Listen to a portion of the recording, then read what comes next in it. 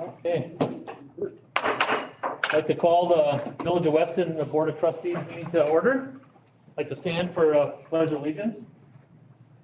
I pledge allegiance to the flag of the United States of America and to the republic for which it stands, one nation, under God, indivisible, with liberty and justice for all. Thank you, everybody. Let's see, roll call. Ermeling? Here. Feeny? Here. Maloney? Here. Minell? Here. White? Here. John? Here. Ziegler? Here. Full board. Thank you, everybody. Public comments in the audience or on social media, Zoom? Anybody got their hands up anywhere? Nate, are you looking for attention, Sherry?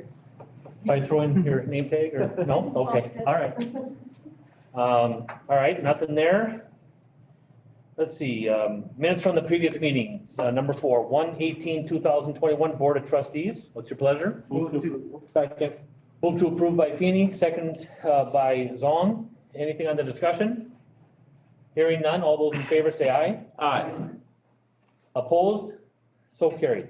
Number 5, February 8th, 2021 Special Board of Trustees minutes. Move to approve. Move to approve by Zong, Second. second by Ziegler. Anything on the discussion? Hearing none, all those in favor say aye. Aye. Opposed? So carried. Reports, minutes from boards, committees, and commissions. The only current one I see is Planning Commission, Joint Village and Town ETZ. Right? I should look blue. I don't Yes, need to that's go all the only black. one. Okay, thank you. All right. Anything else Jen, do you want to add anything or self-explanatory? I don't have anything. Anybody have any questions? With your pleasure? Move to acknowledge item 14. By Feeny, second by Minell. Any more in the discussion? Hearing none, all those in favor say aye. Aye. Opposed? So carried. Reports from departments. Number 20, wait, Keith, you got some? I didn't have anything in the packet, I guess because there's a number of items on the agenda, I probably have just been repeating myself, so. Okay. I guess the only thing I did want to mention is that we are trying to assemble some articles to get a small newsletter together, probably a 4-page variety with a little fluff in it. Ooh, like fluff. Say little fluff, I should say. Oh, okay. So trying to get that out about the beginning of March would be the goal. So we want to try to get articles in this week so they can be formatted and put into the draft. I guess other than that, the rest will be covered under items on the agenda, I guess. Okay. Thank you. Any questions for Keith?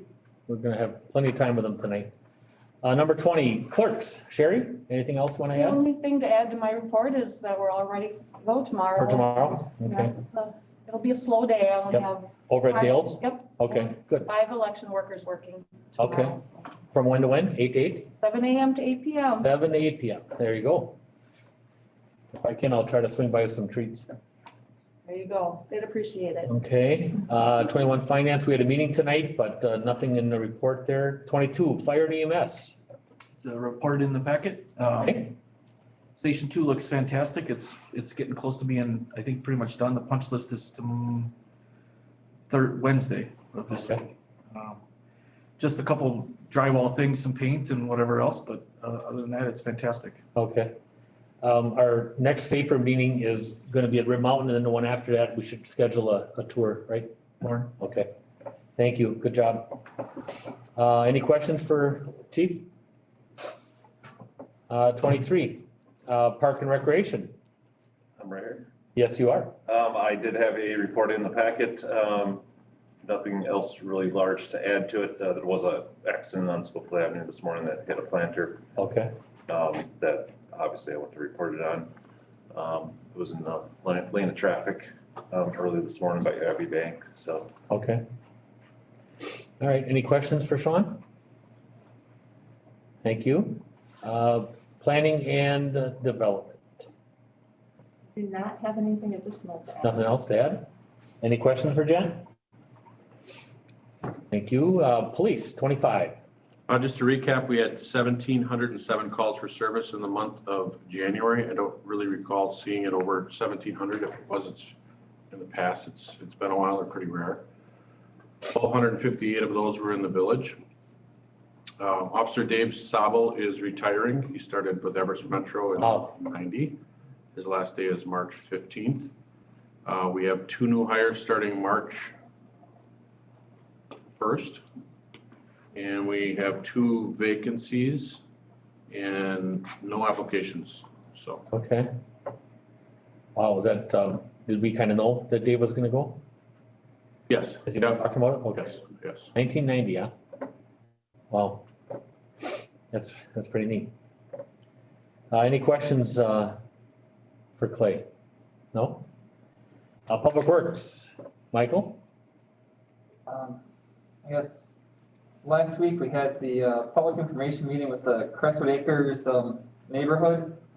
There's probably about, in total, 20 properties represented between who was there in person and who was in Zoom, so. Yep. Except for one resident who seemed adamant that sidewalk shouldn't be installed. I really haven't gotten any negative feedback, so. Yeah. I got I talked to Nate, gave me a report on it, thank you, by the way. And Keith a little bit, so I heard it went pretty well, so. You know, Exceptionally well. Yeah, 20, 30 years ago, you know, we were charging for a curb and gutter. And now the one negative is I have to shovel my sidewalk. Yeah. So that was the one. We've come a long One way. of the ladies made. Yeah. She says, she leaned over to the other one, Yeah. she goes, you do realize you're gonna have to shovel it. Well, Sternberg, yeah, I know. So that's pretty neat though. But, you know, that subdivision has paid for a lot of streets and sidewalks in this village, so long stuff. You are not blue, Nate, so I'm not gonna call on you for technology. Work product transmittals, number 28, January building permits. Do we have to acknowledge the reports? No. You could, but it's. Yeah, is that normal? Sometimes you do, sometimes you don't. Wow. I move, And I'll have a Mounds bar, yes, I will. move to acknowledge Thank you. 20, Right, 21, 22, 23, 24, and 26. So, motion to acknowledge by White, second by Feeny. On the discussion, hearing none, all those in favor say aye. Opposed, so carried. I just have a point of order though. Yes. I noticed that trustee White approved, but did not mention the police report. Do we have to acknowledge that one as well too? Well, there actually is not a police report. I just called on him. I agree, I understand that. So I was just trying to seek a clarification. Oh, okay. Do we approve the verbal, do we have to approve the verbal report that was given by the chief of the well?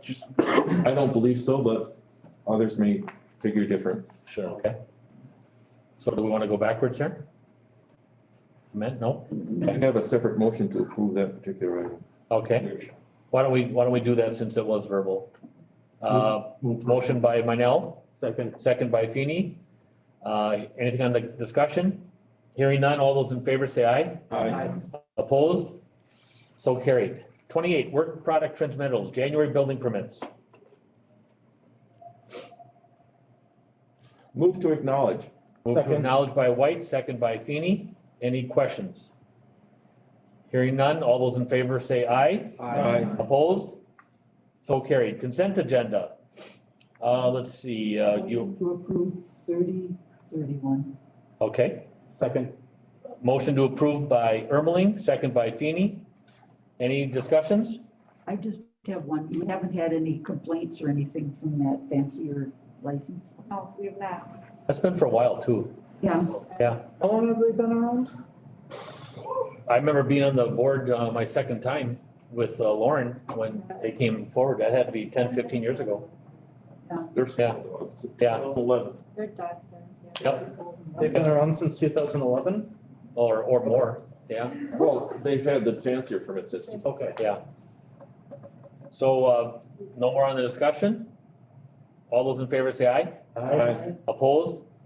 So carried. Ordinances, 33, ordinance number 21-002. An ordinance to approve the rezoning, of a 3.25 acre lot on Ross Avenue from RR2, rural residential, to to RR-5, rural residential 5. Motion to approve. Motion to approve by Ermeling, second by Minell. On the discussion. Hearing none, all those in favor say aye. Aye. Opposed? So carried. 34, ordinance number 21-003. An ordinance to approve the rezoning of a parcel on Willow Street from 2F-2 family residential to B2 highway business. That is a parcel right behind Abby. Approve ordinance number 21-003, a rezone request for 5415 Willow Street. Move to approve by White, second by Ziegler. Anything else on the discussion? Hearing none, all those in favor say aye. Aye. Opposed? So carried.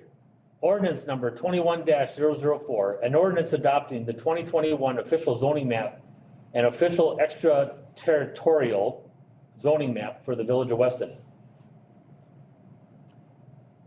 Move to approve ordinance number 21-004 per the planning commission recommendation. Approval, motion by White, second by Zong. Anything else on the discussion? Or any discussion, excuse me? Hearing none, all those in favor say aye. Aye. Opposed? So carried. 36, ordinance number 21-005, an ordinance amending Division 2 meetings, Section 2.206 generally related to president and trustee salaries. There's a moment. Yep, I'm sorry. Attorney Edie is trying to be on our meeting tonight for other items. I was not sure what time this item was gonna come up on the agenda, so I predicted 6:30, so I guess I'm quite wrong. Okay. I don't know if you wanna wait until he arrives, or, you know, certainly if you wanna just have a discussion, that's fine as well. Does anyone have questions for our attorney? Well, I'm just kind of seeking clarification as to what we're trying to do here. Are we just trying to add this into the ordinance? Well, something was brought up by trustee White on, he looked back at some things and then whether it be trustee White or myself, I asked Keith and attorney Edie to look into it and kind of go back and look at it on how to handle this. And this has to be done, and I guess Matt would be helpful if he was here on this. I mean, I read through the document tonight for this and it's pretty clear, but I've also been talking a lot about it. And it's about the increases that we voted on somewhat for our budget. So it's, you know, actually trustee White and I had a conversation. He brought up that the money is in the budget for the increases. It's been a 26, I'm not gonna politicize it right now. But, go ahead, you do it. I move the table until later in the meeting. Bingo, perfect. Second. Move the table by White, second by Feeney. Very good decision. Anything further on the discussion? Not that you'll have your chance. All those in favor say aye. Aye. Opposed? So carried. Resolutions, number 37, resolution number 2021-002 to support the energy innovation and carbon dividend legislation by Congress. And Brian, you have this and then you have someone on Zoom too? Yes. Okay, want to just step up to the mic? Just state your name and address for the record. Sure. Brian Bushnell, 3700 Mount View Avenue, Weston. Thank you. And then who's on, Dan Barth. Dan Barth. Yep. He is the And I'm wondering leader if I of could go remote- first. Will you allow him to go first? Let me introduce you, Dan. Okay. Dan Barth lives in rural Mosinee. He's the leader of the Citizens Climate Lobby Remote and Marshfield chapter. So he's going to do some introductory remarks related to the resolution, and then I'll follow up. Okay. The floor is yours, Dan. All right, thank you. My name is Dan Barth. I'm one of your neighbors from just down the road on County X and a little bit west on Locker Road. I'd really like to thank you for giving Brian and I the opportunity to speak on behalf of this resolution. I'm here tonight because I am a father, like many of you, and a grandfather, like some of you, who wants a secure future on a livable planet for all our children and grandchildren. I don't need to know that in a few years, the Arctic sea ice will be gone in the summer. I don't need to know about all the fires, the record fires out west. I don't need to know about the droughts. I don't need to know about the record storms. I don't need to know about sea rise to tell me about climate change. I've been gardening for 47 years. And way back when I started, the end of the growing season in this part of the country was the first weekend in September. You could count on it. Now, 47 years later, the growing season lasts to the last week of September or into October. That's changing climate. The reason that we're here tonight is because there are some things that we could be doing to mitigate the situation. One of them is as simple as an electric car. I've had one for about the last 3.5 years. I was asked a few years ago to join an organization called the Wisconsin Climate Table that brings together a whole bunch of organizations really concerned about climate.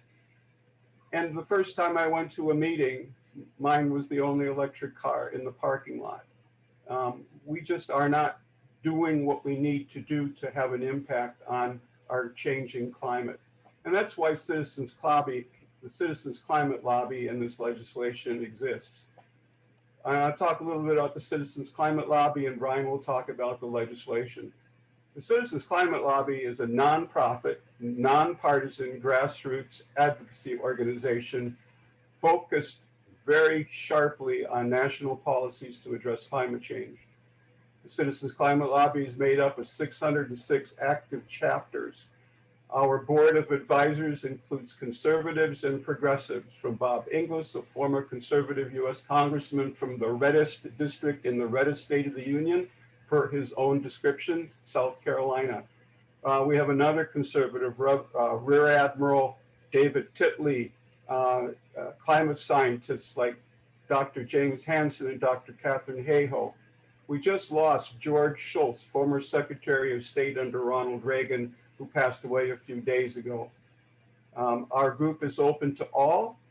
We are serious about solving climate change. You are welcome no matter where you live, what you wear, what you do for a living, or who you voted for in the last election. We work with elected officials and community leaders from across the political spectrum because we believe that everyone is a potential ally. And we understand that in order for legislation to pass the test of time, we must fashion legislation all parties can and will support. We call ourselves the far middle. It's kind of a radical idea that we all need to work together to solve our largest problems, like climate change. After all, what are the chances that one side has all the exact right answers while the other side has all the exact wrong answers? Exactly zero.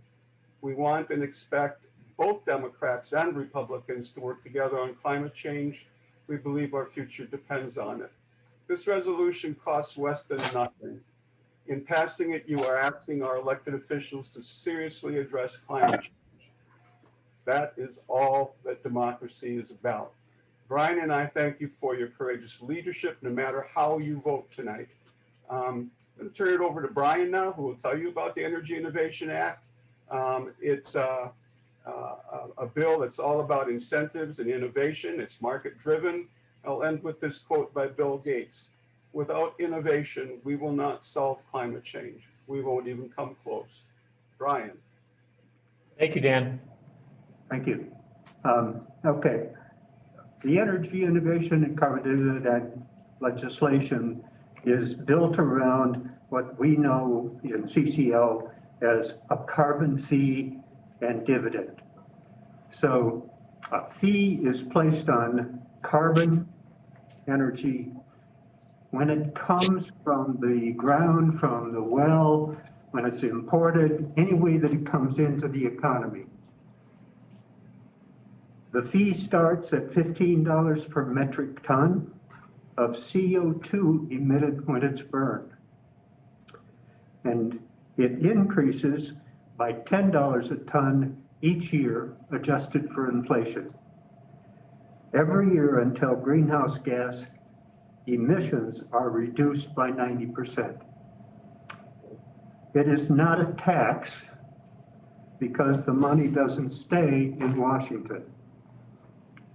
It's based on a CCL framework to account for the hidden costs of burning fossil fuel, such as global warming, climate change, health problems from carbon fuel, and other kinds of things.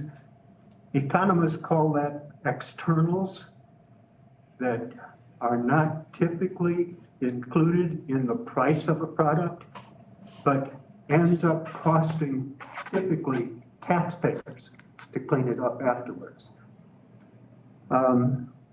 If enacted into law, this policy will drive down greenhouse gas emissions by stimulating American innovation and ingenuity. As prices rise for goods and services produced with carbon energy, goods and services produced with alternative clean energy will be more competitive and will move. Consumers will move there. Businesses will need to move there. Investors will need to move investment into goods and services that are produced with alternative energy. It will stimulate research, development, scaling up, all of the things that we need to combat global warming, climate change. The dividend is recycled to American residents in equal monthly payments called a carbon dividend, minus administrative costs that will help consumers adapt while businesses compete to reduce their carbon footprint. Each family, up to a family of 4, receives an equal share of the dividend. The modeling shows that the lowest 60% of the population income group gets more than the cost increases due to carbon fee. So the lowest 60% of the economy will benefit more from the dividend than the cost of the increases. A lot of economists, most economists, say if you want to change people's behavior, put a price on it. Think about tobacco. The increasing price of tobacco has had a dramatic effect on the use of tobacco. Unfortunately, from my perspective, the money stayed in Madison or wherever and got used for other things. And one of the interesting side effects, some of the groups that are most opposed to carbon fee and dividend are conservation groups like the Sierra Club and other clubs like that. They like the rising fee on carbon, but they don't like the dividend. They want it to stay in Washington to be used for other things. So, Citizen Climate Lobby considers the dividend to be a key part of that. The third piece is what's called the border adjustment. A carbon fee border adjustment is placed on emission-intensive goods that are imported or exported. This discourages businesses from relocating to where they can pollute more and levels the playing field between countries. So if a good is produced in the US where there's a carbon fee and it's being exported to a country that does not have a fee, the fee comes off at the border. Contrary, a good that is being imported from a country that does not have a carbon fee, a fee is placed on that at the border. So it levels the playing field. It keeps businesses competitive. We're about to see, within the next year or two, the European Union is talking about putting on a carbon fee with a border adjustment. If the US does not have a carbon fee, goods exported to the European Union will have a fee placed on them at the border going into the European Union. As these kinds of policies are adopted in other countries, it's going to put a lot of pressure on countries without a fee to adopt one. We need to be in the forefront. So, a carbon fee and dividend provides the incentives to individuals and businesses to adopt changes that reduce our use of fossil fuels. It's bipartisan to assure lasting beyond party changes. We believe it should be the proposal most acceptable to conservatives because it's market-driven, not regulation-based. So people can continue to choose to buy, use whatever they want. Consumers can make choices based on cost and benefit to them. It eliminates the needs for regulations and subsidies and allows the market to determine winners and losers. So it doesn't pick winners. It's national to assured widespread application. It encourages research and development for alternative energy and the infrastructure that's clearly needed because we have the technology. We really do have the technology that we need to do this. It needs to be scaled up. There needs to be lots and lots of research and development to make it better, particularly with electricity storage is a key issue. So all of that gets encouraged. I'm a history buff. There are so many similarities to alternative energy, clean energy, to carbon energy coming into the US 100 years ago. I grew up with my dad talking about the early Model T. If you were going to do a road trip with a Model T 100 years ago, you took gasoline with you because there were not service stations on every corner. If you went, the infrastructure just wasn't there yet. The same thing is true with electric cars, electric vehicles of all kinds. So it's good for the environment, it's good for people, it's good for the economy.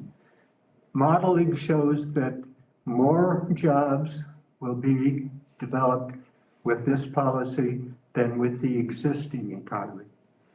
Already, wind and solar employ more people in the United States than coal, oil, and natural gas combined. And most people don't believe that, but the statistics bear it out. And that's with very low development. So that's basically our pitch. If you would allow some questions to answer, Any questions? you can see the map up now, showing other communities in the state that have already adopted the resolution. I have a question. I understand that it's based on metric tonnage. So my question is, who pays? I'm thinking of some small business owners. Is this primarily based on manufacturers, or would something like Greenheck be affected? No, the fee is imposed when it comes out of the ground. Okay. So it's imposed at the wellhead or at the where natural gas comes or where it's imported. So the fee is built in to the cost of the service when the goods are produced because the cost of energy is there already. So I've seen the numbers that says there are roughly 1,200 places in the whole United States that where the fee will be imposed. because that's where the wells are, that's where the mines are, that's where the natural gas is produced, that kind of thing. It's not at the service station when you buy gas. It doesn't come, it comes at the service station because it's built into the price of gas. It comes on the electric bill because it's built into the price of the energy to produce the electricity. Okay. Another Anybody? question? Yeah. With this being a bipartisan bill, are there any sponsors or co-sponsors currently in Congress? At the moment, no. I can answer that. I'm Dan Barth. So right now, the bill has not been reintroduced this session. It was not acted on last session. It will be reintroduced, and the goal, and I don't know because I'm not part of that process. The goal, of course, is to have it be have a bipartisan support. But at this point, we don't know the answer to that question. Any more questions? Who sponsored or co-sponsored it last session? Primarily Democrats, unfortunately. There were 80, almost 90, I think, co-sponsors, and only 2 or 3 Republicans at the moment. Clark? I just had I had an opportunity, Brian and I have talked about this, and he sent me the information. The previous legislation was HR 763. If you read through it, it's one of the few things I've ever seen come through the federal government that you can read in a very short time. It details all the things that Brian says, but a little more information as far as it's market-driven. Science, if you believe in science, it's also driven by science. And it gives, the dividends are meant to offset whatever increased cost you may have to pay. So if you go to the gas station, you buy gas that costs maybe a half a cent more per gallon. The carbon fee dividend that comes to you as a consumer is supposed to recover the cost of your extra expense in doing that. And as far as the hang on, I was gonna see if I could find the HR 763. It makes sense whether you agree with it or not as far as a science-based. Having been gone through school and taking a lot of science, it's a little hard for me to ignore the science. So the other side of the issue, it doesn't cost the village a penny to pass it, other than some postage to send the resolution to. Right. So, Steve? I'm sorry, is our role to participate in? I believe it is. Controversy? I guess there isn't any proven, I mean, even saying that the fees are the dividends are gonna be back to the consumer, that's after the administrative costs are taken off of it. I believe that's how Brian had phrased it. I don't see our role here without knowing how it's going to affect the individuals in our community or the businesses in our communities. I just don't know how we could vote for something like this. Okay, I'd like to talk after your. Okay. So if you read the previous legislation, it talks about there's a plan in there for, I can't remember which division of the government is going to devise a plan as how it's implemented, how it's assessed, and how it's returned to the public. As far as knowing exactly what it's called, there's many things we do as a village board that we don't know exactly is gonna be the outcome. As far as, it doesn't tell people what to do, you still have the choice, like Brian says, you can have a car that burns 5 miles to a gallon, but it also encourages you to go the other way as far as getting a more energy efficient car. It doesn't mean you have to go wholly to electric. It means make those conscious decisions. And I like the fact that it comes back to the general consumer. It is the plan. And it doesn't cost us any money. Yes, we step into these issues all the time. Domestic abuse awareness, cancer awareness, all these resolutions that we've had in the past that we've talked about. Do we always know that the ultimate outcome? No. this resolution is just a direction to our governing people to get busy and do, not necessarily this exact legislation, something. And the other issue is, well, if we do something and other countries don't do anything, well, then we shouldn't do it because nobody else is. Well, that's not making any sense because we're all in this boat together when this, and I would like to have something available from, not necessarily for my grandchildren, but for my great-great-grandchildren. And for us to deny the science is to deny the fact that we're sentient human beings. I'm done. I have my hand up for a question. I will not be voting for this. And my only reason, I don't, all the theory and all the different things, I do believe in science. I believe all kinds of stuff. My only concern, and it's the biggest concern, is who's running this? Who's gonna be in charge of this? Very simply, it's our federal government, right? On that note right there, I am voting against it. They can't run more than half the stuff they're doing now. They can't get along. They can't play nice. And I can't imagine another thing to fund money into our federal government and have it go right. If this was private, I would want to hear it all day long. But federal government, no, not for me. And a lot of the things you said, Brian and Dan and Lauren and Nate, yep, makes a lot of sense in theory. But not when you let our current group of politicians on each side of the aisle run it and collect the money. I have a major problem with that. And I'm fine with this. I'm a little troubled with, 25 minutes for this resolution, which we've got a 3-pager tonight. And I scratch my head a little bit with, how many more resolutions could come when it's really not at this level. But Brian, you made a comment to me when I talked to you a couple weeks ago that politics and government starts at a local level. And you're right. You are absolutely right. I'm glad you corrected me because I do believe you.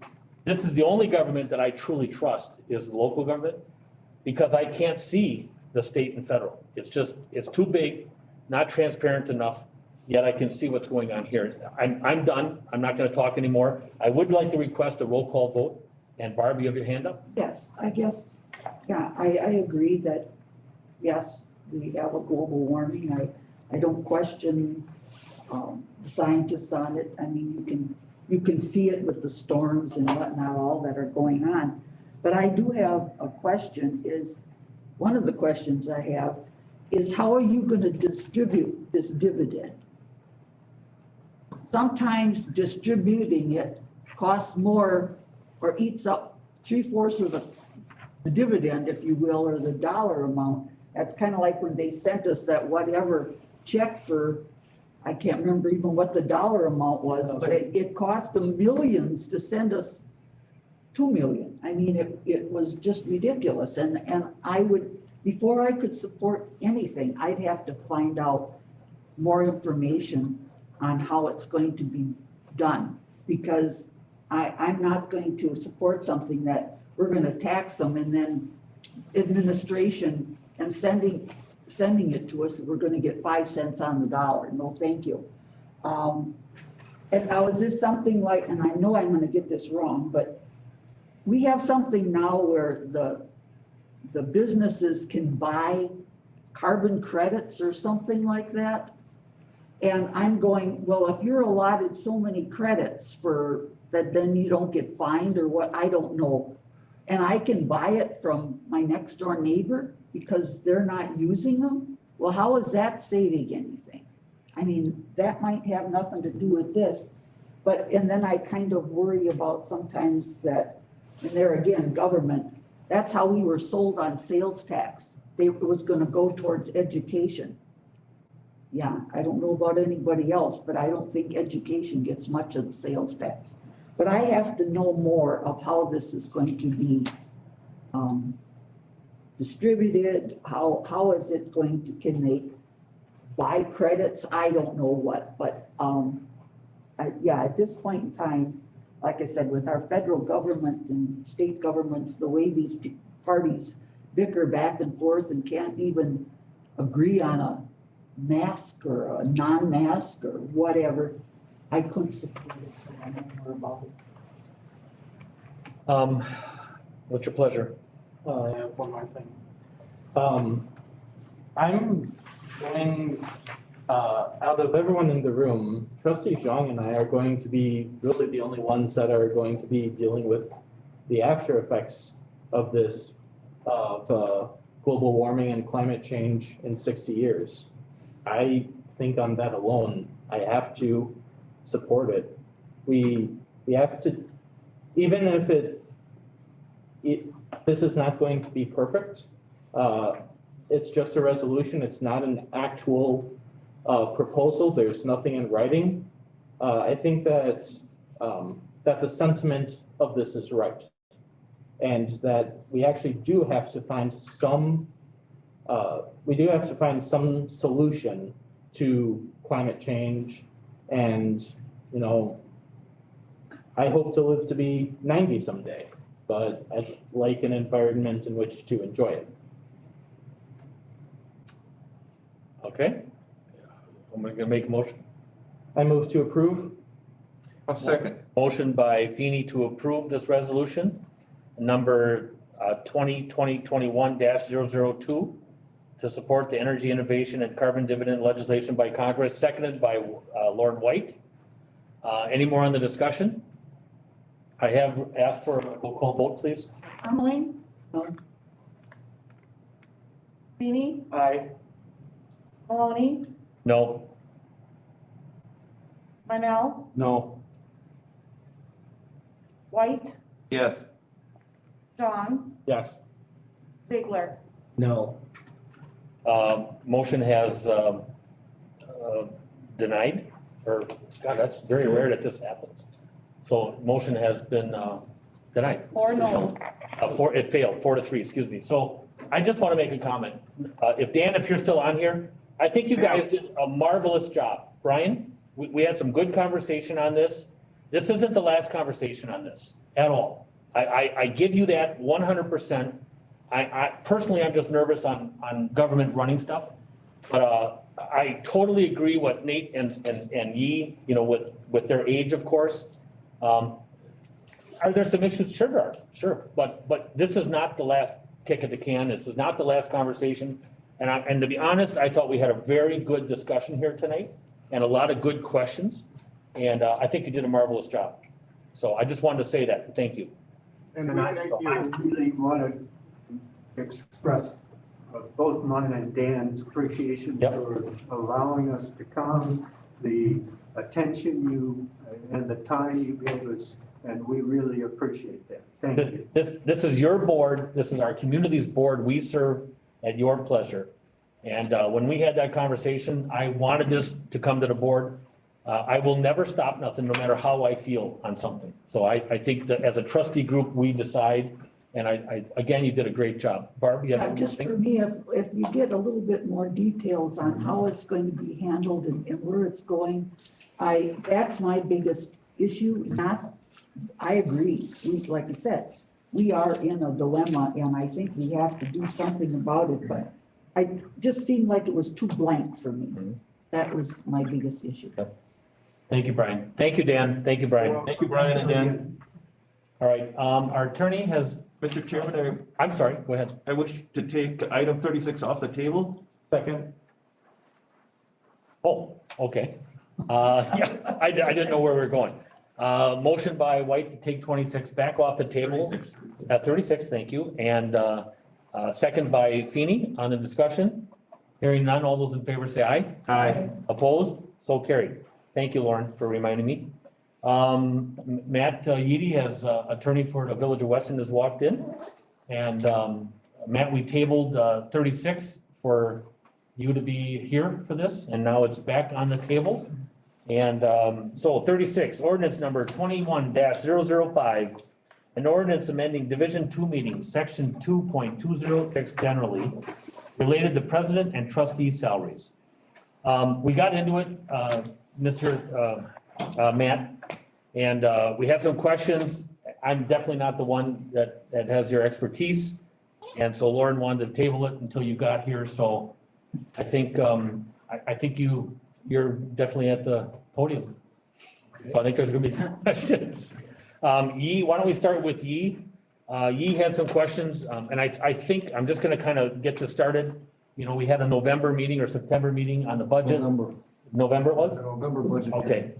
And we approved the salaries. And then The budget. we approved the budget, excuse me, which had the salaries in it. And Lord and I had a discussion and had some questions. And now Yi, you have a question. I guess the question I had was, what is the background on this as to, why this is being brought up for discussion? That was just my question. Well, you know, you could probably help, I mean, you can answer Lauren's request on this. Go ahead. Sure. Well, I was asked to look and see whether or not the board followed state law and its own ordinances when it increased the salary for trustees. And so state law is not crystal clear, but it is clear enough. There's really two different, I think, ways you could interpret it. The way that, no case law has interpreted it, but the League of Wisconsin Municipalities has. And they have opinion letters on what the statute means. And essentially, to follow state law, if you're going to establish a salary for the first time, you need 3/4 approval of the entire trustees. Once you have a salary established, then it's by a majority of those that attend a meeting where there's a quorum. So it's just like any other vote at that point in time to either increase or decrease a trustee's salary. And the only other caveat is that state law requires that no board member that votes on an increase would take that increase until they're elected again. So the raise would not begin until you're elected again, or for all new officials that are elected after that resolution is passed. So our ordinance was a little more specific, and it said that we should change it by ordinance. And so since we didn't change the salary by ordinance, my recommendation was to simply go back and do it by ordinance and follow our ordinance. So that's why in my letter, my recommendation was to go ahead and amend our ordinance that talks about trustee salaries and actually include in the ordinance what the trustee salaries are going to be and the effective date. And then in the future, if you decide to increase the salaries or lower the salaries, all that you have to do is go into the ordinance and amend it again by a simple majority. Does that help, E? Yeah. Okay. Anybody else have any questions? I'm wondering, Yeah. excuse me, man, is every community do it by ordinance, or is it done by budget in other communities, or is it simpler to do it as a budget thing and change our ordinance to reflect that? You know, I'm just asking, it seems like we're caught in their circle, and that's probably why it's been, 27 years or something like that since there's been a change. And I'm curious as to why they chose to do it that way, or maybe you don't know, but. Well, I think that the League of Wisconsin Municipalities, if you look at their frequently asked questions under changing salaries, it talks about either increasing or decreasing salaries by ordinance as well. So I think that their view of it is there should be an ordinance that says whether or not trustees get paid a salary, and if so, how much. And so I think that's probably why our ordinance said that. And I think that it makes sense for us to include it in the ordinance, because if we do, then 15 years from now, and none of us are around, they're gonna be able to look at the ordinances and figure out that there's a salary and what it is, and look at the law to say, well, okay, we just need to change that ordinance, amend it, just like amending any other ordinance. But do other communities do that right now in our area? I don't know. I did not look to see if other municipalities had the salaries in the ordinance. But in my letter, if you go down to the last page of my letter, I just copied and pasted essentially what is on the frequently asked questions page for trustee salaries from the League of Wisconsin Municipalities. So if you read that, it talks about an ordinance. And so, again, I just think best practices are what we want to follow. And I think that, given the way the league has outlined how the interpretation of the state language, is to be interpreted, I think that it makes sense for us to, to follow that way as well. Okay, any more questions? Thank you, Matt, very much. So our ordinance here now is to approve, if we so choose to approve this ordinance. And if it passes by a 4-3, then we're approving change from 20-some odd years ago from to 8,400 for president and 7,200 for trustee. And after tonight, the ordinance will be in effect, and then anyone going through an election is then awarded that new salary. Okay. Correct. So the people on election this year will have that new salary, then next year, the remaining will then be on from then on. And then anytime it's gonna be changed again, maybe 20, 30 years from now, you just go back into this ordinance and change the values. Right. Correct? Okay. And the interpretation would be that if someone were to resign and you were to select someone to take their position, right, they would serve under the prior person's term and not until elected, entitled to the new okay, wage until okay, elected as well. If you don't mind, if I can just talk a little bit, because I kind of feel like I'm the one pushing this, and I am. But a year ago, I started talking about this, and I've talked to everybody about it, and everybody, Barb, I know you don't agree, but you said it's just been forever, and Lauren said the same thing. I know you don't agree for your personal issues. You just got on, you're newer, you've been on with me the whole time. John, I think we had the same discussion. I kind of feel like this is it just keeps coming up.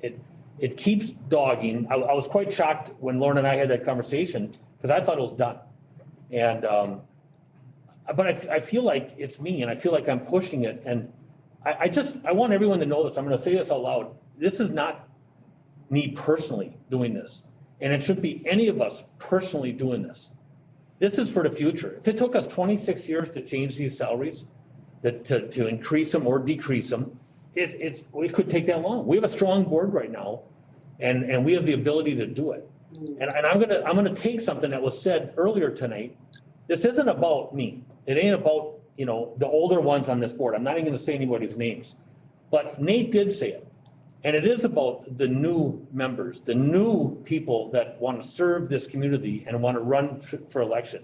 It's about people that want to get into this. And I'm not saying what the value should be, but for me, and I know others here, there's a lot of work in this.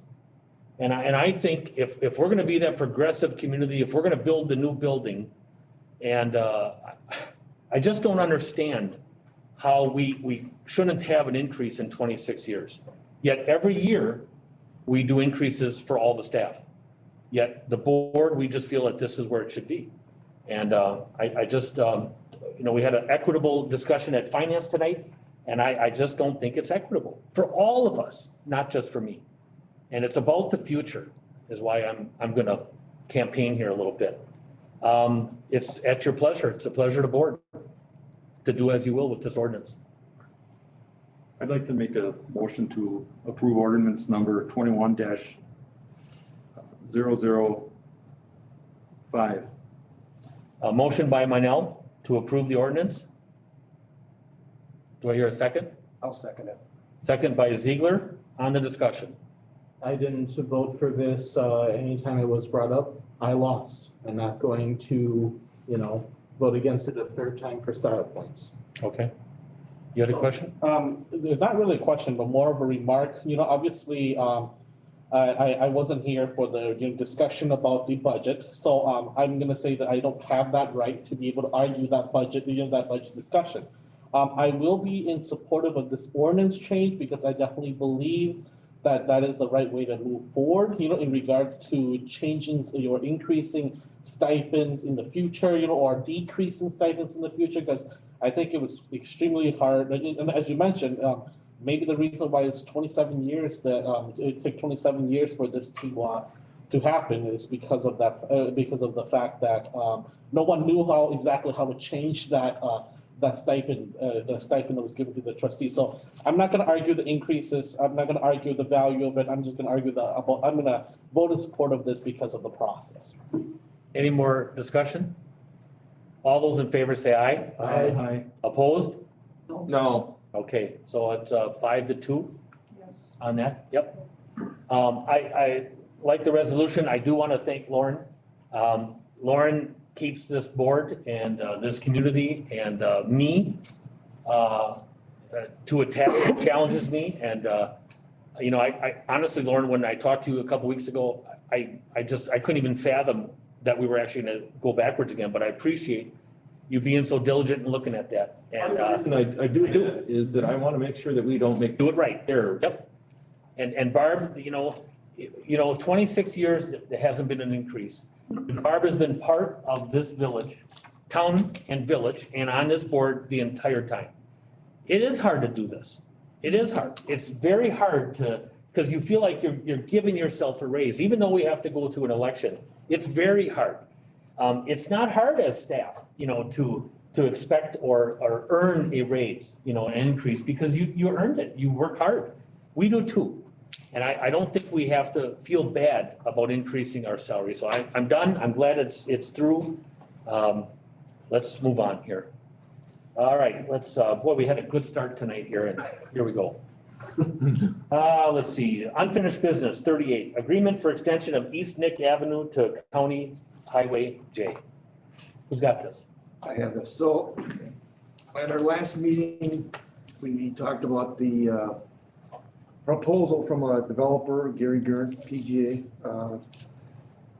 about potentially developing a quarry in the village of Cronenwetter and extending Nick out to County J, East Nick that is. Certainly there's benefits for that, for the village of Weston, as in terms of a second access into that area of the village.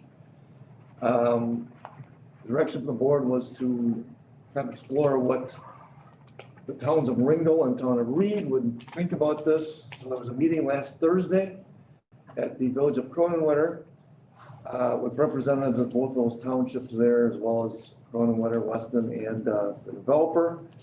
There seems to be certainly a level of skepticism from the towns at this point that they need to be part of this, but they're willing to talk about it at an upcoming meeting. So I guess if they get a handle on when those meetings are, and under what circumstances they might participate. I think there was a sentiment expressed by one representative of the town of Reed that, this is an opportunity with a developer, another party that's interested in this happening. It's not something that would have to fall on all the municipalities or any municipality individually. So I guess the issue's not dead, but that's about all there is to report on it at this point. Okay. Excuse me. Does everyone understand the Reed and the Ringgold portion? Yeah. Because it actually comes. It's a really short section that. About an acre, right? Doesn't it come in? Somewhere that they don't have. A little over a quarter mile. Quarter mile, oh, wow, okay. So so everyone understands, it doesn't actually occur on J, it actually comes in to the west a little bit on Nick. Okay. I mean, Michael did a good job on one of our meetings explaining that to all of us. So, yeah, I can see their questions, but it's inevitable that road is gonna go through, so. Chairman? Yes, I'm sorry, Bart? Yeah, didn't I read it or somebody told me it, I don't, either one, that Reed or Hatley? Ringo, I'm sorry. Ringo, no, that's good. Yeah, Ringo. That by law, they wouldn't have to? There's really nothing to require them. No, I don't think they have to. They don't have to. It's up to them. Right, if they wanna have a little benefit, okay? Although one of the or a representative from town of Reed indicated he knew of some town law that said a certain number of people petitioned for a road to be open, that there would be a requirement to do that. And I don't know, I'm not familiar with that law, maybe it is, I don't know. They may have it in their ordinance. I'm sorry? They may have it in their ordinance. That if so many people of the township want it, then they have to. Just speculating. Yeah, They have the annual meeting. yeah, That's how. okay, All all right. Regulations or different laws. So anyway. So are we looking for approval on this tonight? No, just a status report, Just really. status, okay, that's what I thought. We are ready to take any action on, yeah. Okay, all right. Move on to 39, Weston Aquatic Center 2021 season. So, we briefly discussed this at the January meeting. Yep. As we make our plans for 2021, you know, we're trying to get ahead of everything just due to making sure that, you know, we get our employees recruited, if we're gonna sell season passes, what we're planning for the season. So our goal really is to try to get a decision early. Last year, you know, we spread it out over a long time, as we went through the process, but this year we're trying to get, you know, the direction as far as opening the facility and then allowing staff to work through the minutia of all the details to do it safely. We do have, you know, we had a proposed opening plan last year. We successfully offered an opportunity to people for 6 weeks in a safe environment last year with no issues. I did go through all the same documents, the WEDC, CDC, Red Cross, all the documents that we reviewed last year and that we used to draft our proposed opening plan. And nothing's been changed or updated for 2021. I did reach out to Marathon County Health and they have no new information at this point as far as coming down from the state or federal government as far as reopening facilities in 2021. And if something would come out, it would they figure to be later in the spring. But as you know, we were in a different situation at that point last year. You know, there was capacity limits. For a portion of the season, we were under a mask mandate, so we had to require masks when people walk through the building. We're currently under a mask mandate through March 20th, I believe it is, which could be extended. But instead of, you know, we know how to deal with those challenges and what we need to do to tackle them. But we know that after last year, you know, the population, some came, some didn't. You know, we definitely had some financial challenges with it. But we also gave opportunity for people to use it. We gave, you know, we're the only ones that had a staff in the area last year. Well, this year we're gonna be competing with, you know, 4 other facilities for lifeguards. So, I mean, and I know it's a challenge just because there hasn't been a lifeguard certification class or recertification.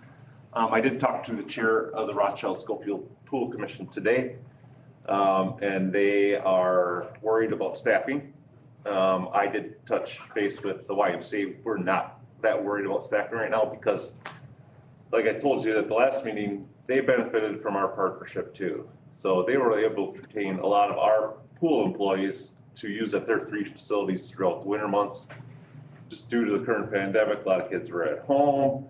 You know, some on and off days, they were able to fill, they never had any open slots in their lifeguarding for the entire season this winter, which is not normal for them. So really just, you know, been reaching out and touch base with everybody possible in the area. Nobody else has made any decisions in the area as far as moving forward yet with WASA. We've talked to staff, we know where staff's direction is, but they have not made any official decisions on opening their pools, splash pad. Rothschild tonight's commission is supposed to make a recommendation to their board. Tonight? Right. Okay, They have a 7:30 pool commission meeting. okay. So, and we're still in contract with the We're in contract with the YMCA for 2 more years. And we also did touch base with our concession operator who's here. Yep. They are with us at least for this one more season currently. This is the 3rd year of the current lease. And I believe you all did receive a letter from our concession operator detailing some of their thoughts on the process. And Steve is also here that if if he wants to make comments, we're at your pleasure, if you wanna bring it up for discussion. Can I just circle back on the lifeguards? You were saying how, Rothschild thinks they may have an issue and you think we are probably not gonna be in trouble. Do we ever get in a point, and I know you were on the lifeguard duty, but do we ever get in a point where we have more staff than we have hours? And if we do, maybe not, if we do, then can we offer someone at staff to Rothschild to help? Just a thought. We've always had staff that worked at both facilities. Oh, okay. And went back and forth.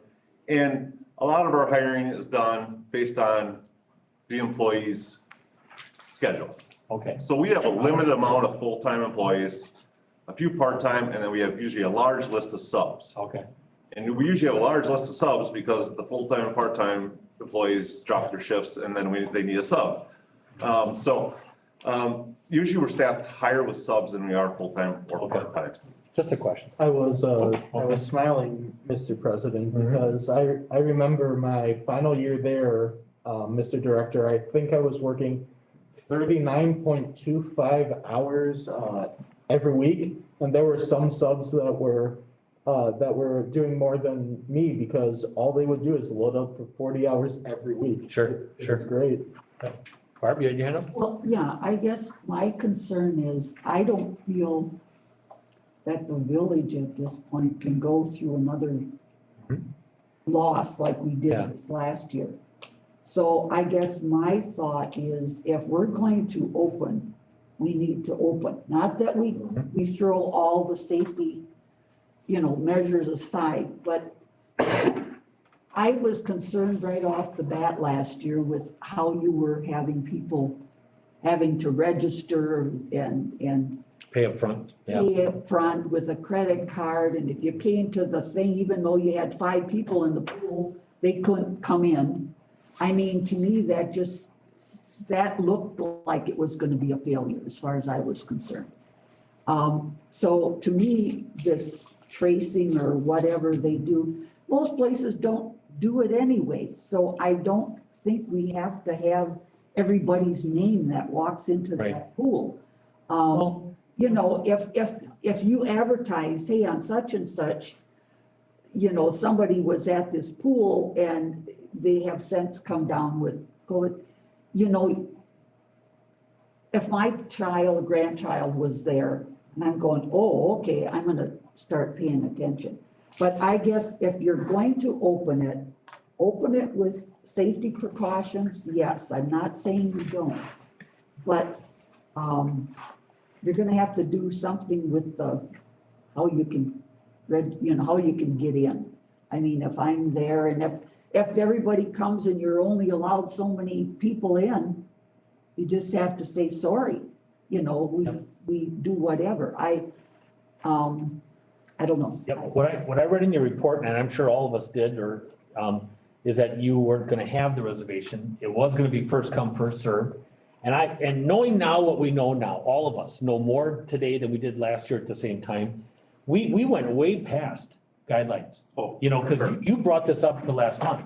And I know, and we all felt good about that. We felt good that we were gonna protect the community and the children, but we did. We went way past CDC, we went way past everything. And just because we didn't know. Well, now we know more. The chlorine kills, it's outside. Yes, just like a restaurant, you come in with your mask, you can then take it off. It's a little weird sometimes at a restaurant if it's busy, but.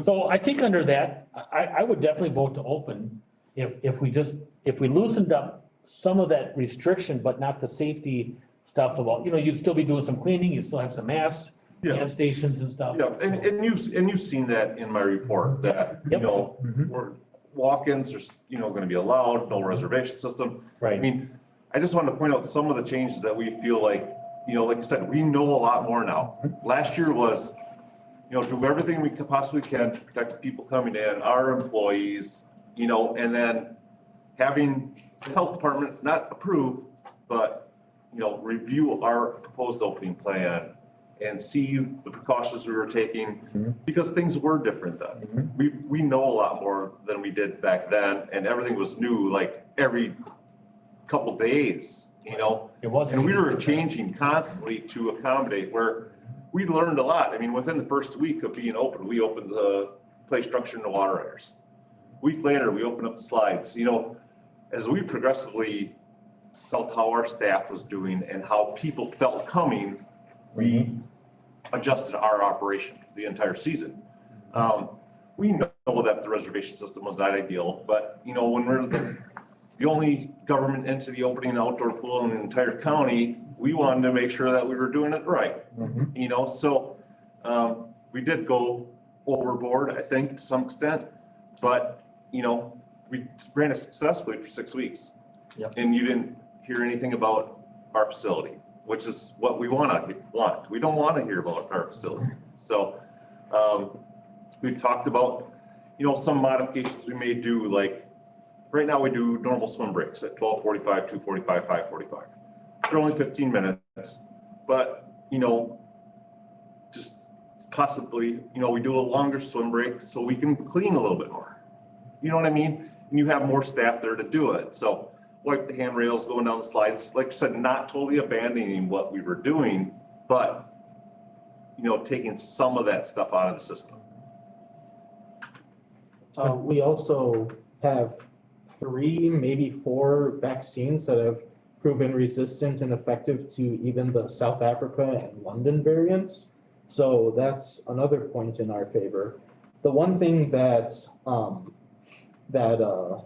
I really want to see is until we get to the point that everyone can have access to the vaccines by HHS, that we do require masks anytime that people are physically inside the building. Is that your Even if there's not a mask order in place? Yes. Until the floodgates, or until every person of the general public, which I think Dr. Fauci said was going to happen in May, so it may not even be relevant. But if that does happen simply for public safety, I think that that's a reasonable. So you're advocating going past what the governor could order or dismantle? Well, I think that. But Sean's question was, without a mask mandate, you would still want one? Okay. In that case, no, my apologies, I misheard. Okay, okay. I just have a question. Yeah, I'm sorry, go ahead. I guess I'm looking at the finances portion of here, and there's really not a cost analysis on here. Is this in regards to if we only had 75% of the individuals that are gonna be, of the limited capacity there, how much are we gonna make? Are we gonna be in the debt? Are we gonna be in the red, et cetera? We don't really have a cost analysis on it currently. With the 40 grand from the CDB put in, right? Right. Where did we end up? Well, Jessica's here. Yep. And we ended up with just a little over 6,000. So we ended up transferring approximately 46,000 from the room tax. That was in addition to, so the 6,000 more than budgeted. Right. And then we got just over 19,000 of care funds. Oh, okay. So in essence, approximately $25,000 it cost more than what it than budgeted. Cost more, Yeah, we right, had with to the 6 and the 19, We had to find an additional $25,000 in funds to balance out the year. the balance, okay. Is that for the last year, or was it, we're talking That about? was for 2020. Okay, so then in 2021 here, we would then have to, if we were to go with the same expenses hypothetically, we would have to find that money somewhere else as well too. Am I understanding this correct? Because I'm assuming that hypothetically, there may not be care funding. And then we would have to transfer additional funding from the room tax fund to cover any potential expenses. I'm just trying to understand this. Yes. Barb, you're next after Sean answers that. Well, our staffing would obviously adjust along with what we're doing, where we had social distancing monitoring, which was covered by CARES funding. We would not have those. I think people have learned obviously what's expected when you go to certain places. And then so our staffing would change to obviously compared to 2020. Right. So that would be a little bit different. And as far as Staffing would As change far as- down. right, as far as the recommendation in there, right now, as far as our recommendation, we would hope to open at full capacity.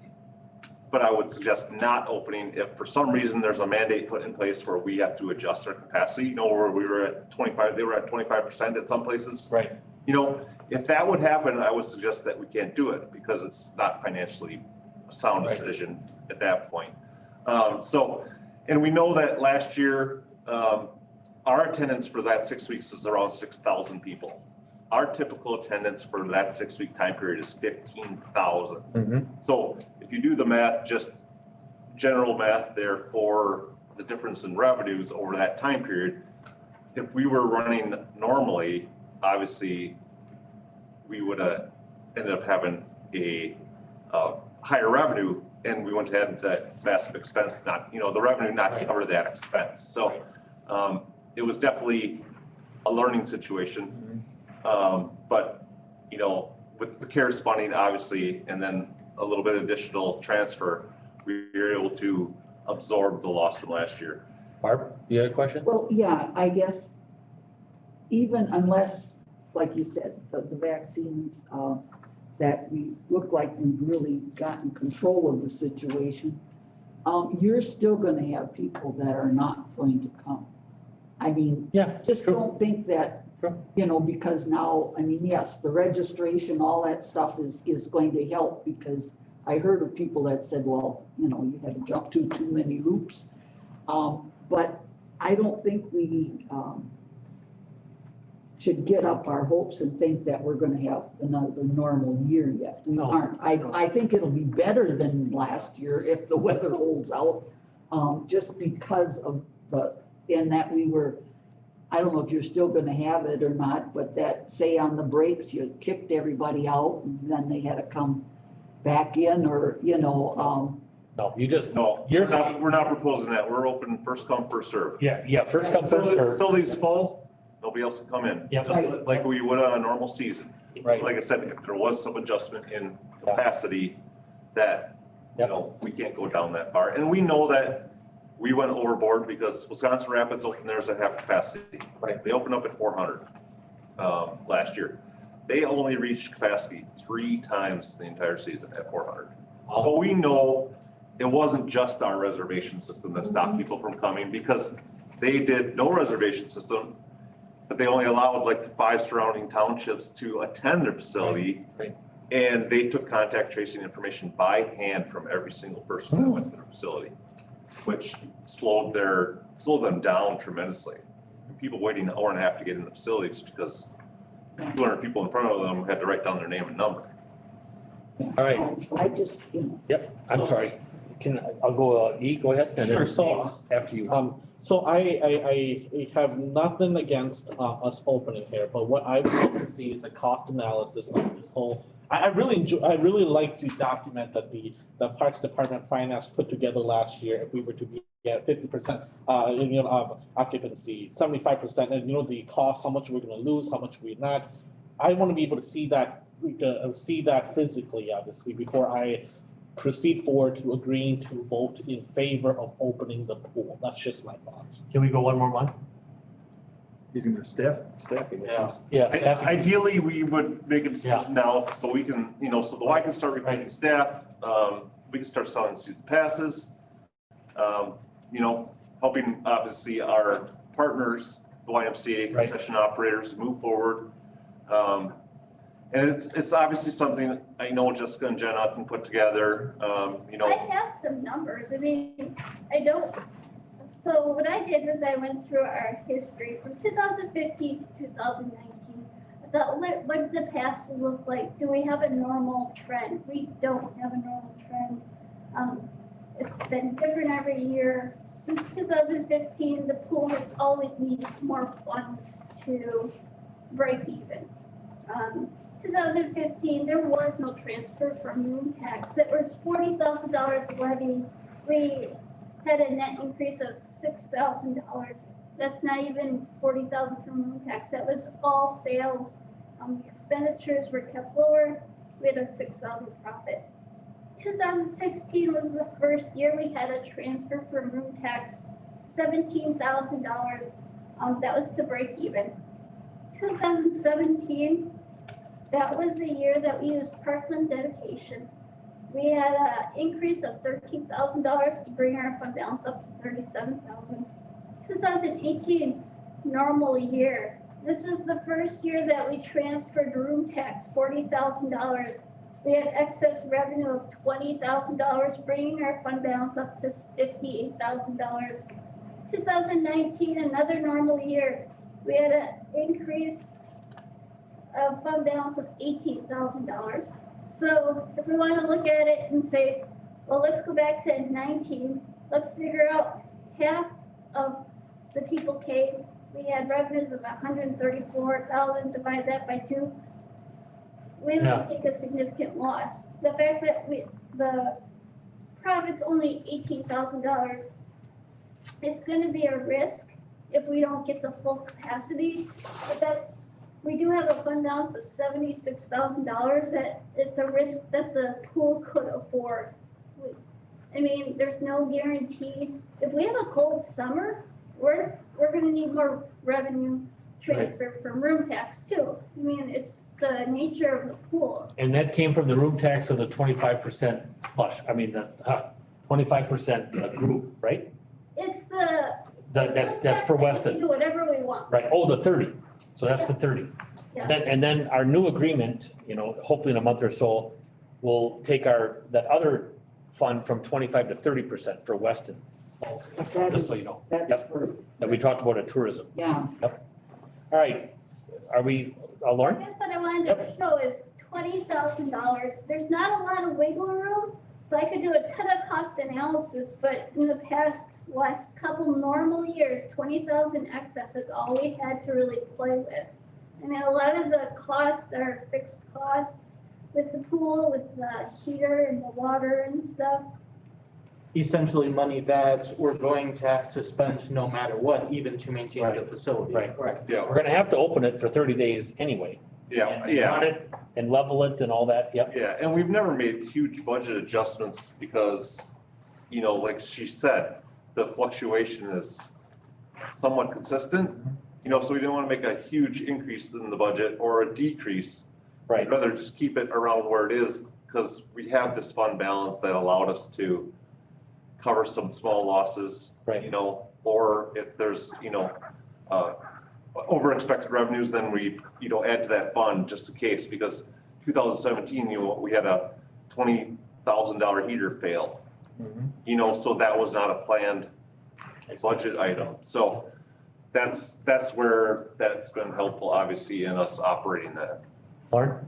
In Mr. Osterbrink's report, he talks, one sentence I think tells that this number is based on our average daily attendance during a regular season, where we don't see many days where our capacity exceeds 400 to 500 people. And you're talking about 50% would be 432.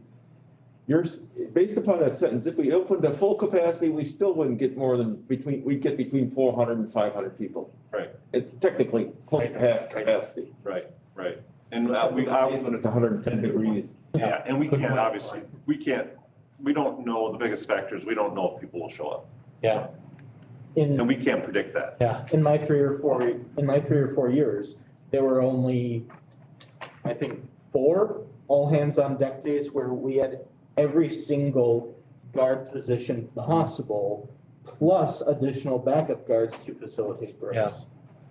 I guess, to be honest, the pool has never been Right. profitable. It's a service. That is something It's a that we service. provide Yep. for not just youth, but we provide for the residents to use.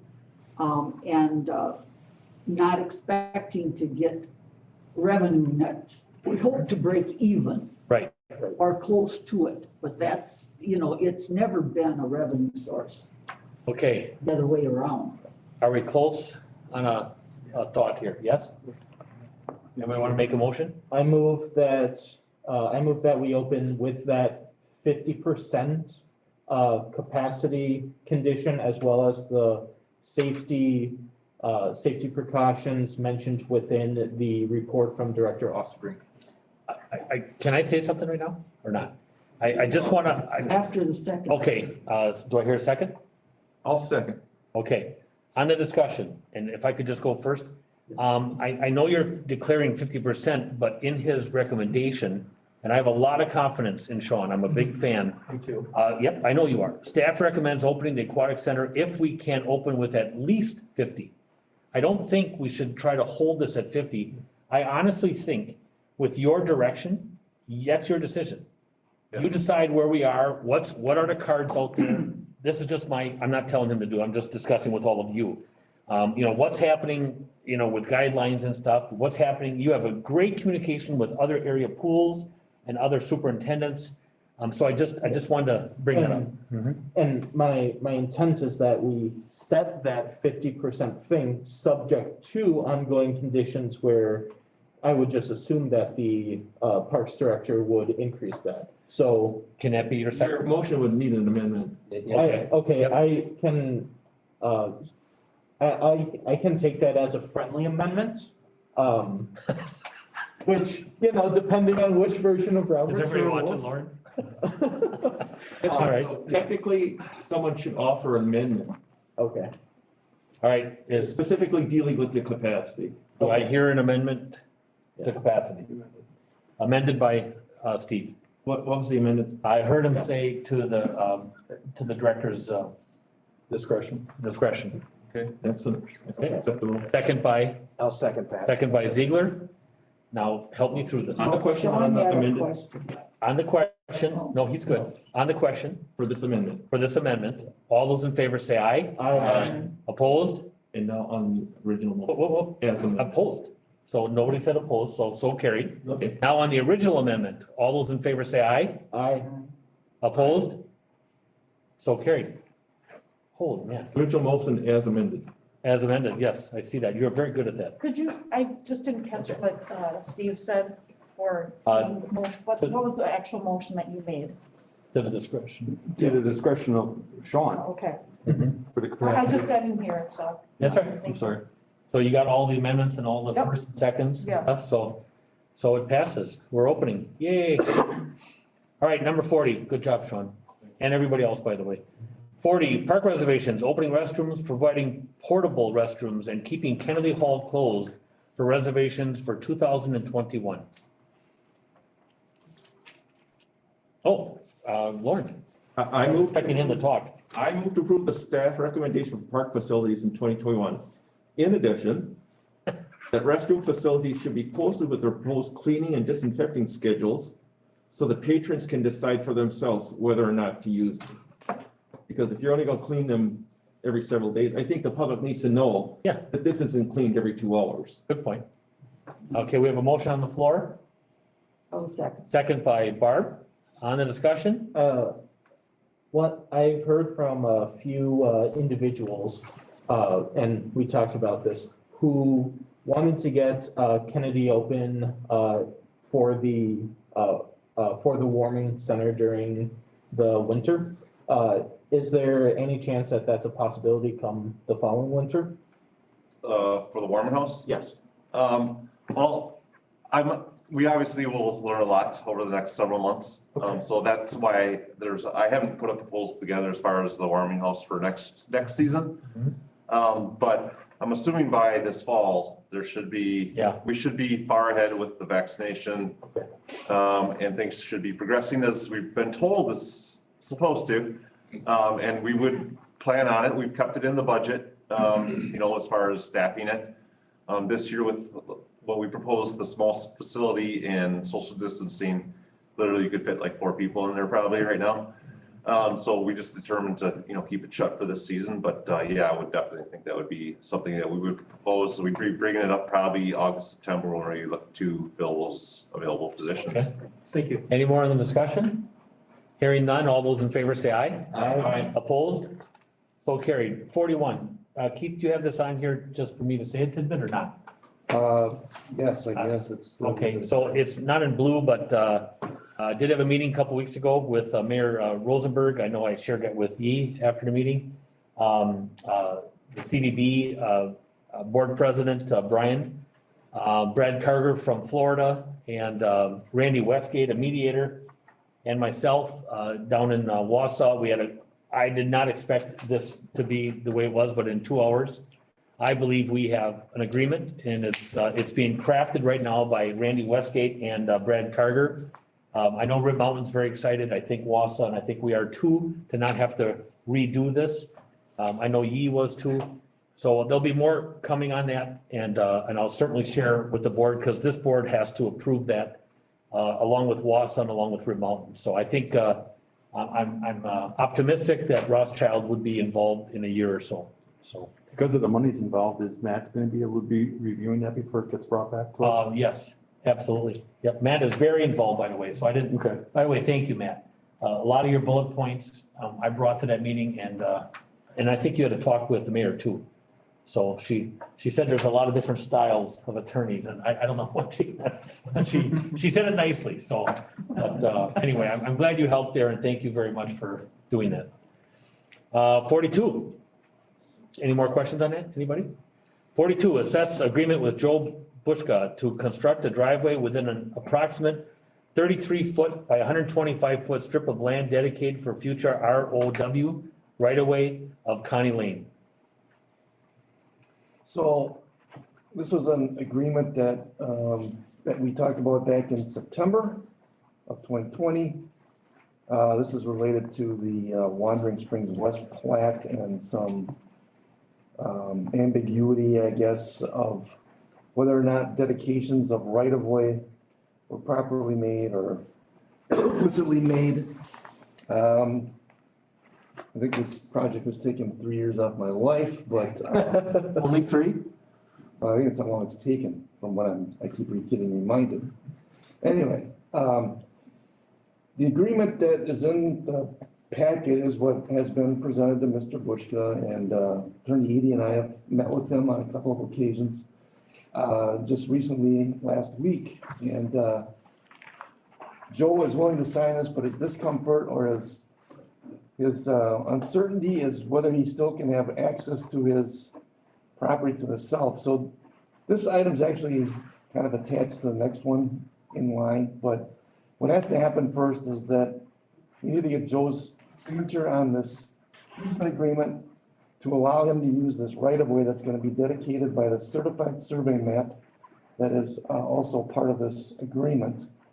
And once that's done, the outlot is dedicated as right-of-way. Once we have it as right-of-way, we can then grant an easement, if we wish, to his property to the south.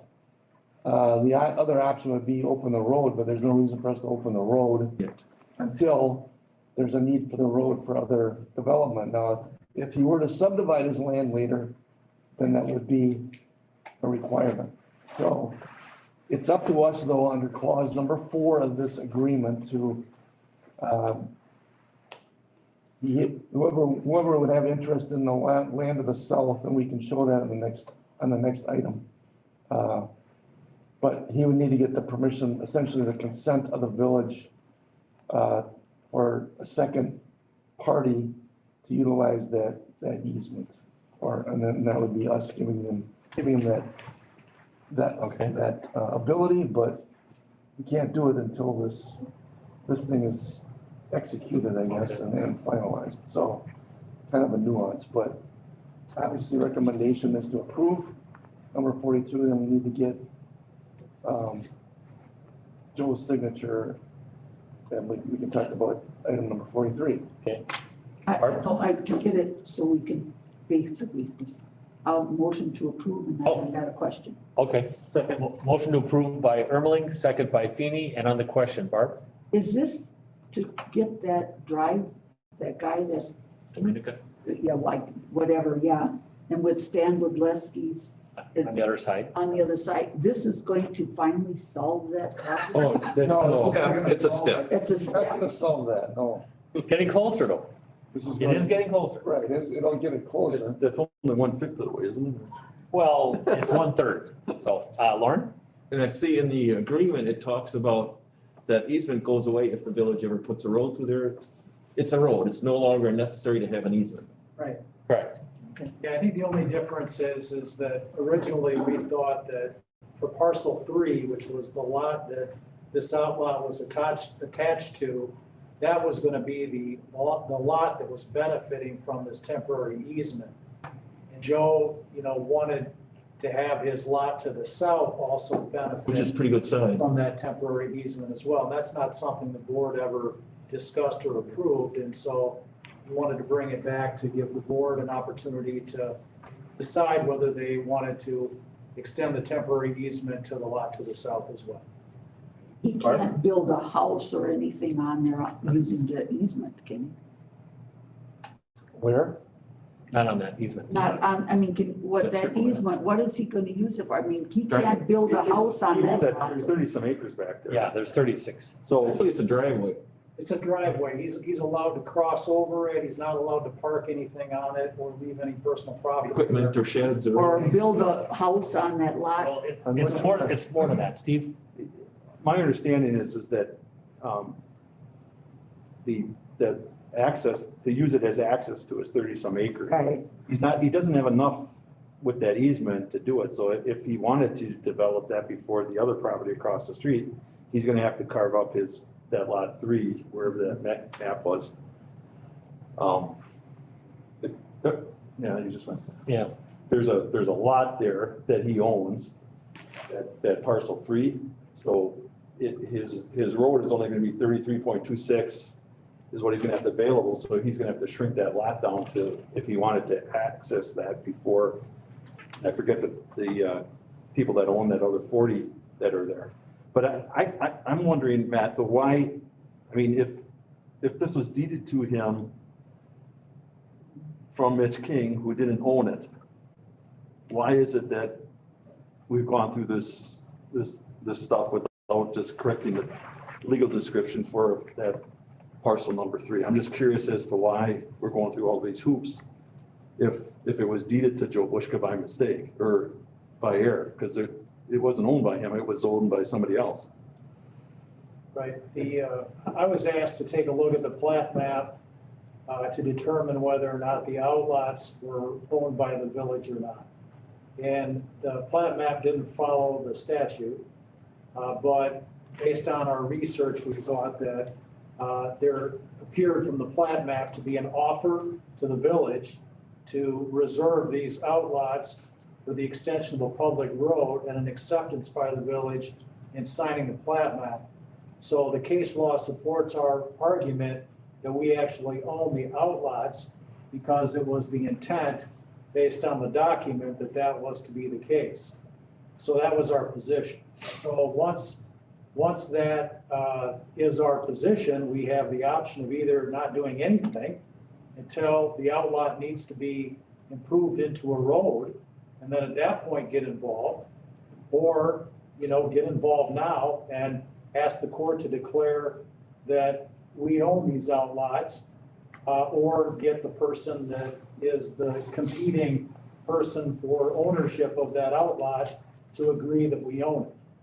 So, because outlot 1 was part of parcel 3, the best way to do that at this point. It was included in that warranty deed to Joe, but it wasn't part of the ownership. No. When it was prepared. I think he must have combined the 2 lots after he bought the outlot. Because Mitch King sold him that outlot. No, that's what I'm saying. Mitch King signed a deed that gave him that portion of the outlot, but I'm wondering why, and obviously getting this put away and move on is probably the best step, but I'm just curious as to why we're losing or why we're negotiating on something that Mitch King should never have given to somebody. I can't give away your property. Right. Why can Mitch King give away Stan Boleski's property? You can't. And so we were gonna just simply go to the court to have the court declare that both the lot that Bushka is claiming that he was deeded by the gentleman that sold him that lot, and also Stan Bodleski is apparently claiming ownership potentially to the other outlots. We would just have a court declare that based on the plat map, we actually own those outlots. So, and I think it sounds like the reason that we're getting involved in doing all this now is because of the issue with another, road, Yes. so. Joe was realized when we met with him initially that this was gonna be the outcome, so we just decided to go along with this resolution rather than drag it through court. Well, I was just gonna say, if this is gonna help solve the other issue, rather than going through that was my first thought, well, if he sold a parcel of land that he didn't own, then the buyer doesn't own it because he, owns something that's somebody else's. Yep. Does this restrict us in any way as far as these outlots and with our right of ways or our dedicated future roads or anything? No, because it's a temporary easement to just access these lots, and so the actual easement agreement says that it ends once we decide to build a road. Okay, so then this is the first step to the final step. Yep. Huh? Lauren? So I have a question. I can read the map with the trapezoid shaped piece of land that's to the east of that strip. That is dedicated as a future road extension, and that the village would have possession of. But we're dealing with Budletsky, I believe, on that. Right, we have a- Okay. Yes. And He has not signed it yet. I'm assuming we could use the same argument that that's a plat map that was accepted by the village. Exactly. Every one of the parcels that are listed as an outlot on the original plat map, we can claim ownership to. Because I can't see making a jog, if that street ever gets extended to the south, I can't see the sense of making a jog. That's not a good planning at all. Okay. All right, we have a motion and a second on the floor. Any more on the discussion? All those in favor say aye. Aye. Opposed?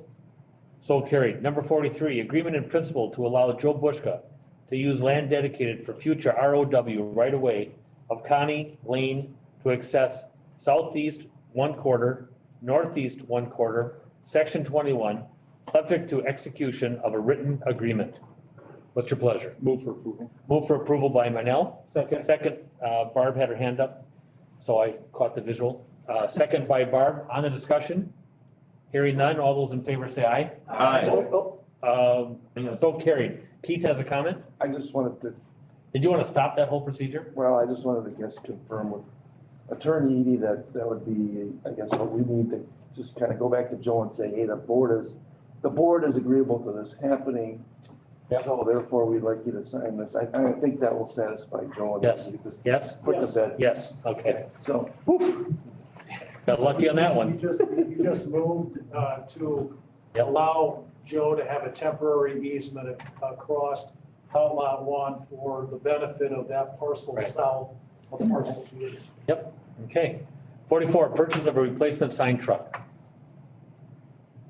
Not everybody at once. Move to approve the purchase of the GMC chassis from Fred Miller for $32,329 and have Scott's Heavy Truck build the utility box for $32,495.85 for a total truck cost of $67,824.85. I'll second it. Moved by White, second by Zong. Can I make a comment? Yep, on the discussion? I just want to appreciate the staff for bringing back for RFPs. It's greatly appreciated. It allows us to, as a board, to continue to be responsible with the Yep. taxpayers. Yep, with a 75 in the budget and 67, makes you happy. All right, no more discussion. All those in favor say aye. Aye. Opposed? So carried. 45, political sign policy. not sure this should be titled as political sign policy because. How about sign policy? It should be. Yeah. It should be applying to any signs, I guess, that I guess maybe sometimes we call them rogue signs that end up being placed without permit on properties, but we had this presented to the plan commission on last Monday. And Attorney Edie has provided his opinion on this particular item, but well, specifically with respect to political signs. I guess the bottom line is, of course, we're gonna enforce any type of signs, we have to enforce all types of signs uniformly. And we have to be careful we're not regulating content of the signs. And then the only things that really we can regulate signs on would be their placement, their size, perhaps maybe the length of time they're in place. There's other aspects of our ordinance that would need to be addressed. Now, I don't want to steal Matt's thunder because I don't want to misstate anything. But I don't think staff is not disagreeing with this opinion because it's a tough thing for us to be involved with regardless. So, board has questions. If Matt, you want to add anything? Maybe to summarize your whole opinion more completely than I have just now, but. Well, I think you did a good job of summarizing it really, Keith. The bottom line is that, the highest protected speech is political speech and free speech, the right to express your opinions. And so if we're going to enforce removal of signs that have a political content to it, and we better make sure that we're treating them the same as we do any other sign of any nature, whether it's a business sign or a church sign or whatever sign we find in our municipality. And the law, protects signs that we probably wouldn't really care to see, including signs that might, offend us by the use of language too, if it's meant to convey a political message. So the Supreme Court has really taken a strong position to protect free speech. Okay. So this is, we're gonna be taking this up. This is informational only. Well, I think if we wish to regulate signs of this nature, I guess I know we have some inconsistencies in our current ordinance, or ordinances. I think those were, that we have in our, I know Jennifer, you said that we will have to amend our sign ordinance regardless, correct?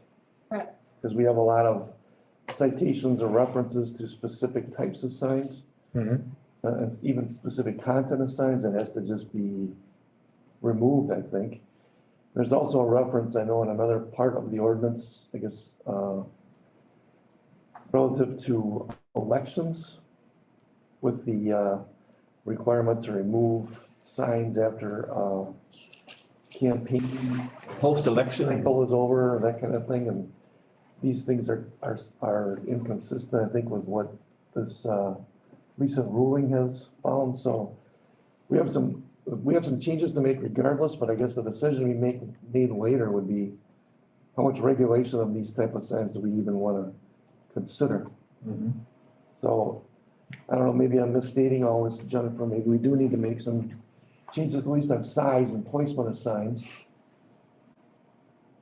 We will, yes, on the commercial.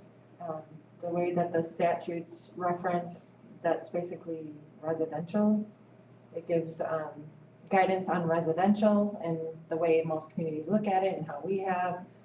We've not been doing anything with commercial areas. So the way that Supreme Court ruling, we can't even look at the sign. It's basically on size and types. So those are gonna fall underneath the temporary sign limits. So we're gonna have to discuss on how we wanna handle those, because right now, they're not able to get one for basically the length of an election, so. And I think our ordinance does not require that political signs be removed within so many days like, I think people are saying. It just doesn't have that language in there, and I think that was taken out because of the Supreme Court cases to make sure we didn't violate that. But, there is a state statute that people reference. The state statute is from, a long time ago. It was meant to prevent municipalities from, not allowing people to put political signs up. It wasn't meant to try to restrict the use of signs, and it's being used now to try to restrict the use of signs by saying you have to remove them within 30 days, and that's the part of the statute that would be deemed unconstitutional if we were to, if that were to be, used as an enforcement tool, as a sword instead of as a shield, which is really what the statute was intended to do. So it actually says 30 days, Matt? Because the emails I'm getting are saying 2 days.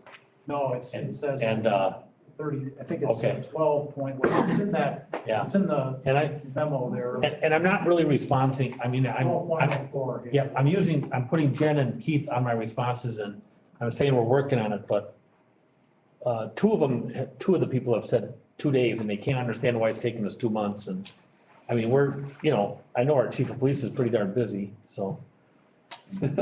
Anyway, okay, but thank you for your help on that too.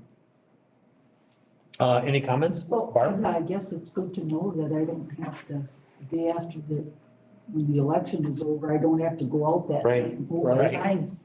I always did, but I got them down at 8 o'clock at night, so, I don't like them up, yeah. All right, so informational at this point, right? because we gotta do some work on this, okay? Let's Yes. just get them out of the snowmobile. So for All now, right. Yep, thank you. It's hands off, I guess, is what. Okay, yeah, hands, okay. 46, contract amendment for Keeney Architects LLC for municipal facility design. This is a contract amendment that's related to the design of a second HVAC system, which was a topic that was brought up at our building committee meeting. And based on the review by Focus on Energy, the two systems have essentially equal energy savings. So the bottom line, I guess, is that the way to really evaluate these then is on the initial cost and long-term operating cost, which is gonna be the most beneficial for the long term, I guess, is really the bottom line. So the two systems are being designed. This is a change in scope for the engineer, the architect in this case. And this is his sub-consultant doing this mechanical design. So the requested amendment to the contract is for a $4,000 increase on design. And just to clarify, the $521,000 contract for the architect is for design and construction services. It's not just design. So this is for entire project delivery. So it changes that 521 to 525 upon approval, and the recommendation is that we approve this amendment. Okay, I would just have a question. So we didn't get any credits back on, pulling the fuel island or the wash bay? Well, those are things that are, But I mean, we didn't have final drawings yet. We were still in committee. And so they didn't have to draw all that. They didn't have to draw the wash bay. Wouldn't that kind of be, pardon my pun, a wash? I think they've made a lot of changes. There's been a lot of things they've gone through relative to the building committee activity. It's probably over and above what they would have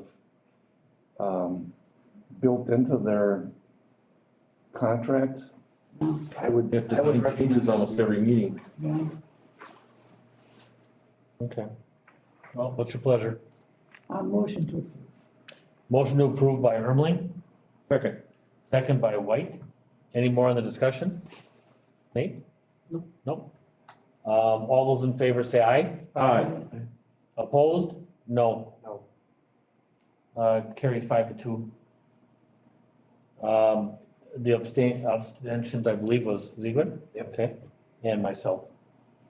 Let's see, attorney referrals. Any attorney referrals? He's right here. What? That's not for me.